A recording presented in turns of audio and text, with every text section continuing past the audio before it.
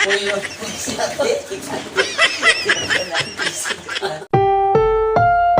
Ang susunod na programa ay rated PG. Patnubay at gabay ng magulang ay kailangan sa mga batang manonood. Hello guys, ito na naman, prank na naman tayo kay Papa.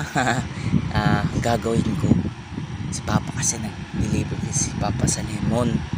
Kaya naisip ako ulit, ipaprank natin siya ulit, no? Gagawin ko ay, kunyari may kabit daw si Mama. Hindi, wow. Sisirain ko siya, tapos ina-explain ko anong sino kasama niya. Yung pala, siya dinidescribe ko.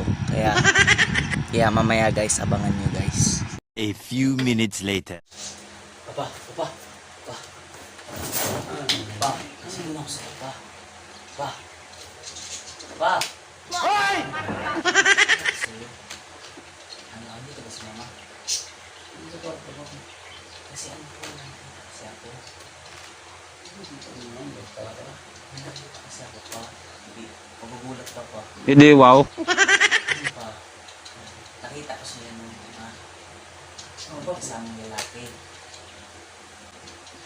Kasamang lalaki?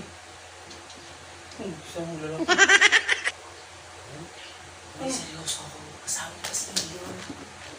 Si Ilon, tumatakbo. Promise pa, nakita ko. Nakita ko sa SM, nakita ko sa SM pa. Promise pa, yung mukha mo ano pa. Mataba pa. Sino mataba? Basta kasama nila, mataba. Ang pagit pa ng mukha. Tapos, ang liit ang bandak. Tapos pa eh. Ang pangat pa ng mukha, butis-butis pa ka mo. Ang mukha, nakita ko, maitim pa. Ang pangit pa. Nang tatay ko yun, alalayos ako sa bahay. Promise pa, ang pangit pa mo ng mukha. Paano magkaalis si Mama? Sabay-sabay naman tayo magkaalis. Hindi, kahapon umalis siya. Yung umalis ka. Anong oras yun? Ewan ko, basta mga hapon yun. Basta ang pangit yung tingnan, promise. Parang ayaw makita mukha niya ka mo. Promise ka mo. Bakit kaibigan mo si Mama? Kaibigan? Pandak na nga eh. Pandak, maitim, pangit pa. Kasama ni Mama. Hindi niya umalis Mama mag-isa. Kasi ba, may ano daw, dubuling daw si Mama daw, kasama si Ilon. Kita ko nga si Ilon niya eh.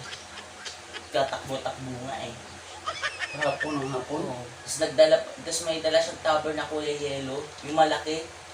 Dala niya. Dala niya, Tapos Kahapon. naka siya, naka-pants siya, tapos nakakulay blue yung ano niya, suot niya. Kahapon. Oo, kahapon. Kahapon ng hapon.